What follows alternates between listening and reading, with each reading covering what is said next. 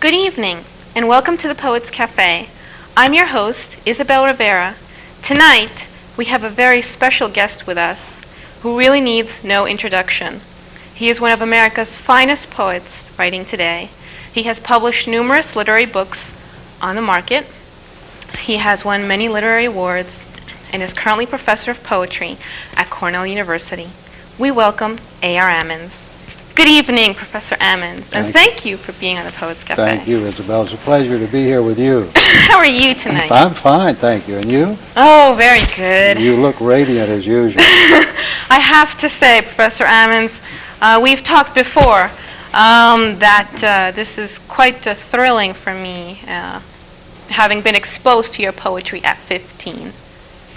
I didn't know it was that early. I remember meeting you about 4 years ago after a student poetry reading. Yep, that's right. Yes. I came running up to you for your autograph. But what happened when you were 15? What happened? I was rummaging through a high school library, and I found editions of poetry. What high school was that? Islip High School in Long Island. Oh, yes. Mm-hmm. Amazing where your poetry ends up, Professor Ammons. Tonight, I'd like to ask you many questions about your poetry. Very good. Beginning with a beautiful poem that I encountered in the latest edition of Poetry Magazine, April 1996, A Sense of Now. Yes. I find that throughout the years you have celebrated nature in your poems. Would you say this is a continuation of that move? It's the language is the language of nature, but the concerns are actually fairly metaphysical or philosophical. Okay. I've often. Just want me to go with that? Well, I mean, I've often noticed when you just use this word metaphysical. Yes. Once I compared you to Neruda in that metaphysical, romantic striving I perceive in your poetry. Yes. How would you define this metaphysical feeling you have of the world in your poetry? These are very difficult questions. I think I have certain basic concerns which I derive from seeing natural phenomena. And then, of course, I talk about the concrete situation in the terms of that situation. But usually some more general juxtaposition or conjunction is being brought into mind. And that certainly is what controls this poem, A Sense of Now.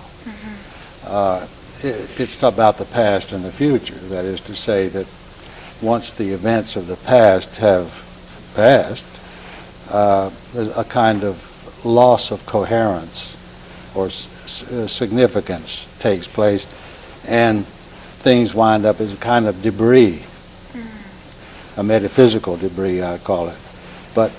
And that's rather sad, but I'm saying that within that very context, something new is starting, such as a stream is running, learning how, not learning how, but forming itself as it comes down the hill, and a present and a future is being rescued from that debris at all times. So that they're the two motions, of course, of breaking down and building up. I find this very interesting. How had you read it? Well, I find that your poetry concentrates on many things going on at once. Like a poem might center on the biological activities of a bird, and then suddenly this interruption, the bird flies away. It breaks into this shiver of blue, of colors. Here in this poem, again, I see this studying, this detachment, distance of many processes going on at this river, this water source. Then suddenly the otter approaches. This kind of difference between many things going on at once and then suddenly an interruption. How can you account for that? Well, actually, I think the poem was headed in that direction all the time. There's a kind of clearing going on after the middle of the poem where you have the debris. Then there's a certain taking on of shape until at the end an otter is there drinking from a pool that's almost perfectly clear. I mean, the debris has returned to a nearly pure natural condition of a clear pool. I find the word debris, I'm not exactly sure what you mean. That means sediment, fragments, leftovers, when rock, for example, deteriorates into debris. Working with your analogy before about different motions happening at the same time, past, present, and future, right. I often feel that in some poems, in your selected poems, there are different things going on at the same time, different voices speaking, dialogues, shifts in visions. How is this a confusing process when you're dictating all these things that you're not at all. Not for me. Maybe for a reader, but not for me.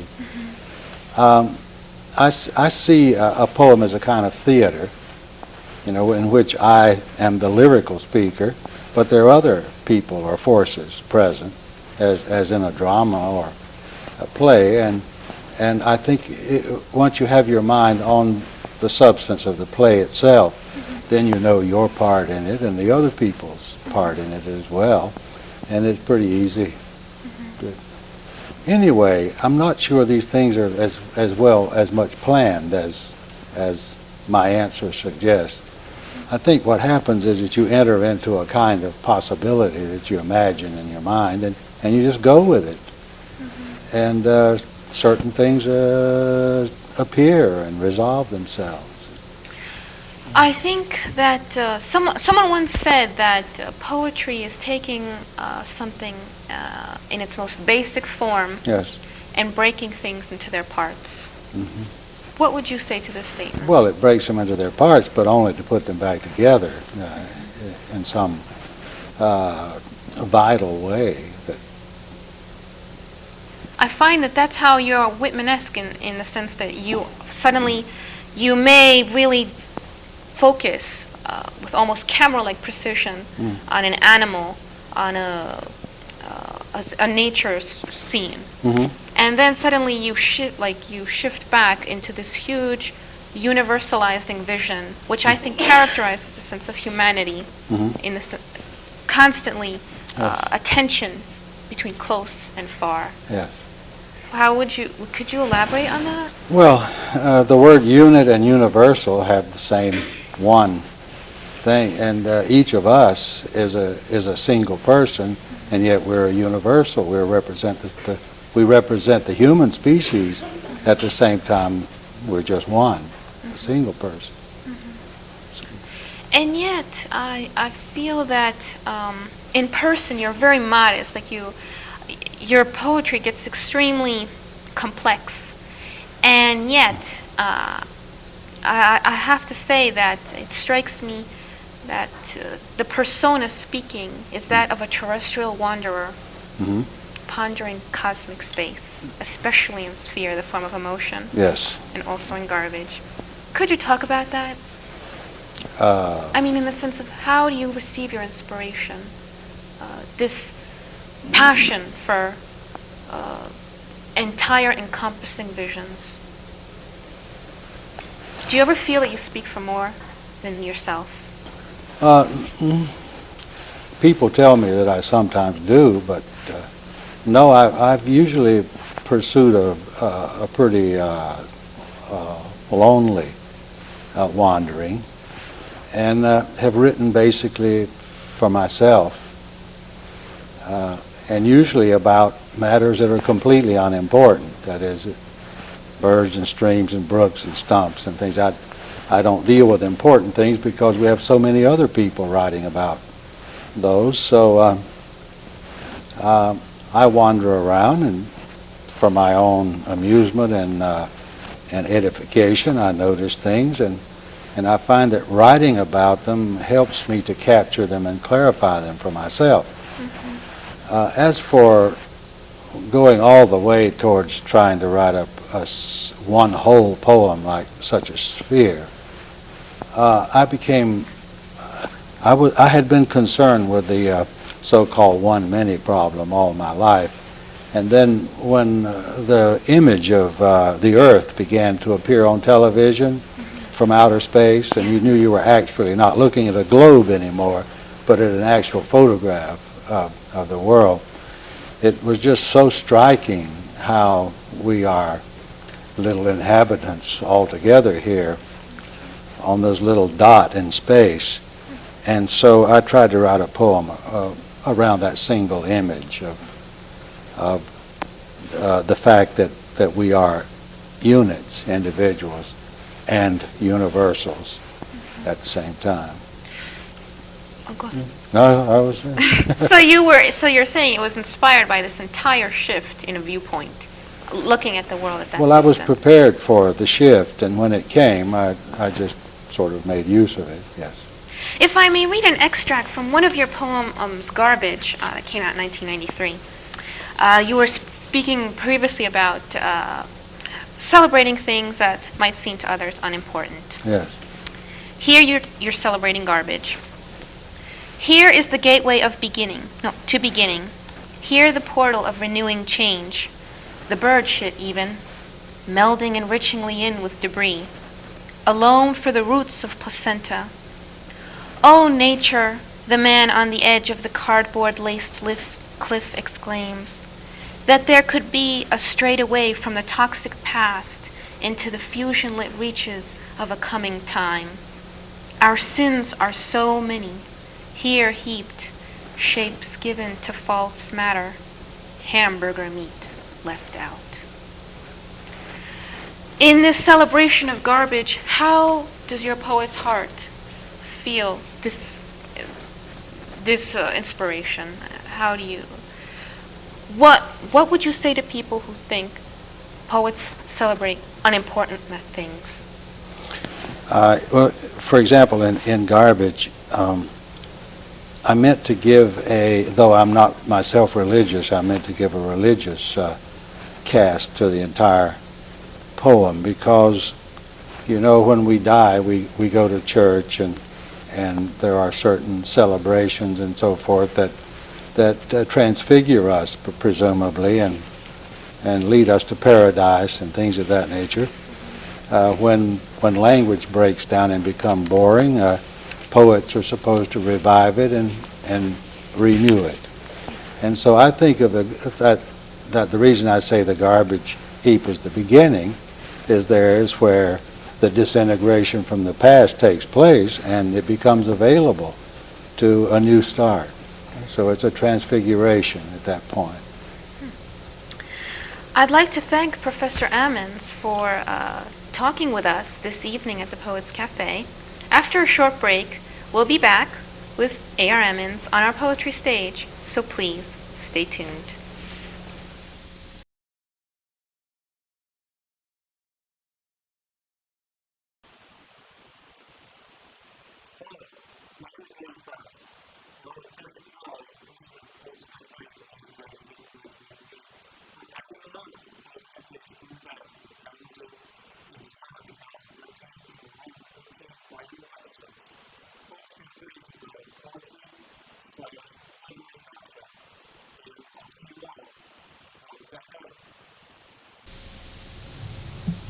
Since we were just discussing a sense of now, a poem, I'll start with that. Rock frozen and fractured spills, a shambles, and tears of time pile into, shatter through other tears, or angle up oddly, brightly lined with granite or talus, a jumble, metaphysical debris. But the stream, finding its way down a new hill, spills along the right ledges, shifts the schist chips about, and down with becoming coherence, and moss beds down ruffling shale edges dark gray to green, and the otter drinks from side pools almost perfectly clear.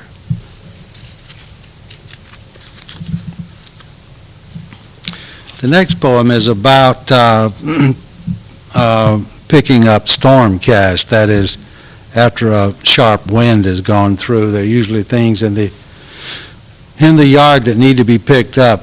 And I was thinking in this poem about the fact that each piece that falls from the tree, depending on how far away from the trunk it falls, and depending on its weight and how fast the wind was at any time, is a kind of equation.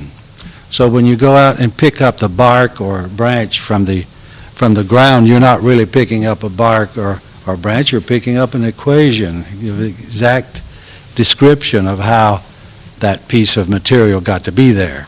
It's called picking up equations. Not smart to be out under trees where the wind's still this high, billowing and breaking, bringing down stub ends of last year's drought wood that died way up in the branches. And a nick on the noggin could drop you. No one around to see after you or call rescue. Or you could just be dazzled and wander off down the road, wild. Still, don't you like picking up storm cast, swatches of leaves snapped off, bark rippings, to wait the wind's reach each thing gave to, how high it held or hung, what angle brought it down? One thing certain, falls shadow the wind, ellipses sprung, noting downwind to the arc, including everything. I guess what I really like about that is the last idea that there is some piece that fell farthest, and whatever that arc was from the trunk included all the lesser arcs. So you get to unity of a kind even that way. Okay.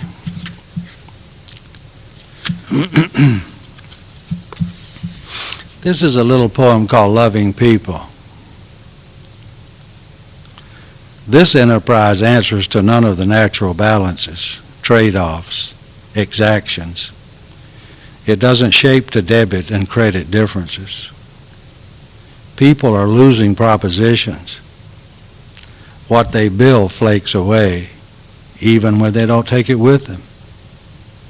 No economy of justice, no sparing, no payment for services rendered rolls this circus by.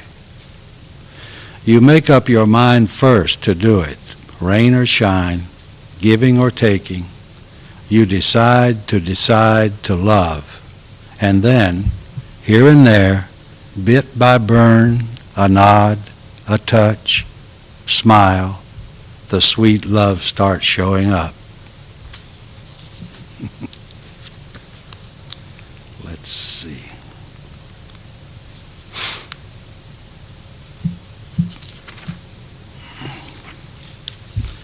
This poem may be a little bit too hard to get right off, but it is about sort of being swept away with too much energy, a kind of manic situation in which you feel in danger of being taken away. And I say that poems allow you to introduce a kind of small form into this passion, and by giving it some shape, you control it enough to get by yourself. It's called Modes Against Too Much. My poems, if poems other than casual entrances into systems, are lulls by which motion going by too fast, as in damaging winds, slows to assumed, forced into the definition of mediating rhythms, sketchy but entangling knots. In this wind, tight patterns obstructive and unyielding, likely to come down or be hauled off whole. Crisscross trellises and typhoon, say.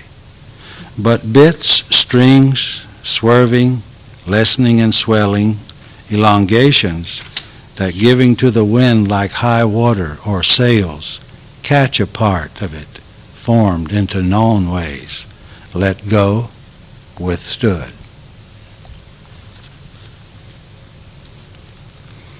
I think it helps to see these poems. And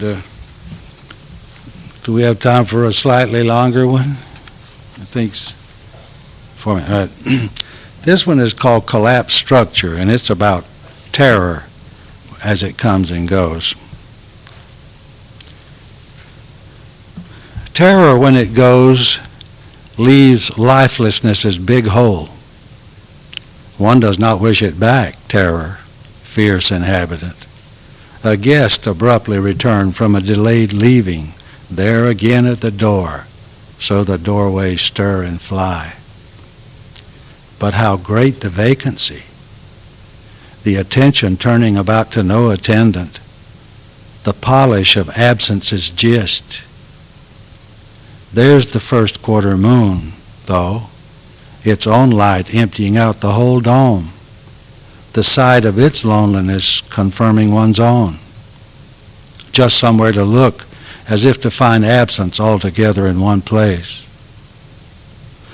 Recalling terror, though, may not be the same as terror really gone, for in the recall of suasions of the recently departed is still much to muse on, the bridgeways and slidings to relief, the simmering into assimilation of humiliation and demand.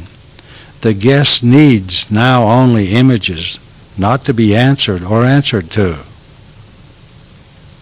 If terror moves on away through the miles and hours and relief loses focus, tires of dawdling, and feels the first scorch of nothingness, oh, then emptiness's own terror becomes another guest, or the same or just another someday, after long entertainments, to take grateful leave of.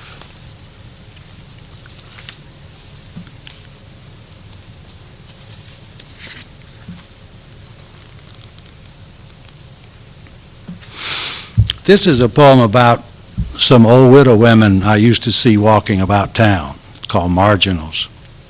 Some of these old widow women around here are roving loners. No matter how deep the snow or bitterly near zero the air, they are elongated out in their boots of a morning and gone. One's high hip spins outward every step, and one's eyes set ahead just above the trees, and one hangs over a slouchy net bag lumpy at the bottom, suggesting she could pack up and off in any direction without regret, unsurprised. One leans into a leaning shoulder, sidelong, as if eyeing the ditch, as if listening with one ear. But I've seen her on both sides of town in a morning. I don't know where they go, probably not out to eat, because they often don't have their teeth in. I don't know what they do. Mostly they just go. It's the motion, going, I think. And going, they rise through high lattices till motion fills with song, their heads fill with sky, and a wind rises in them like ecstasy or death, and their minds made up, they let the earth go.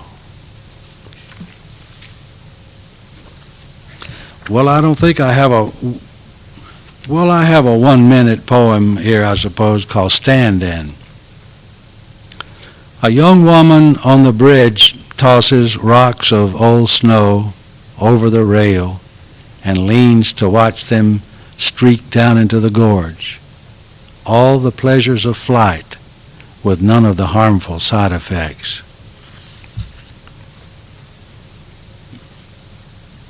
I'd like to thank Professor Ammons at this time once again for being with us at the Poets Cafe. I'd like to remind our viewers that next week we will have another very special guest, William Ford, reading his poetry. Until then, please make sure to join us at the Poets Cafe. Good night.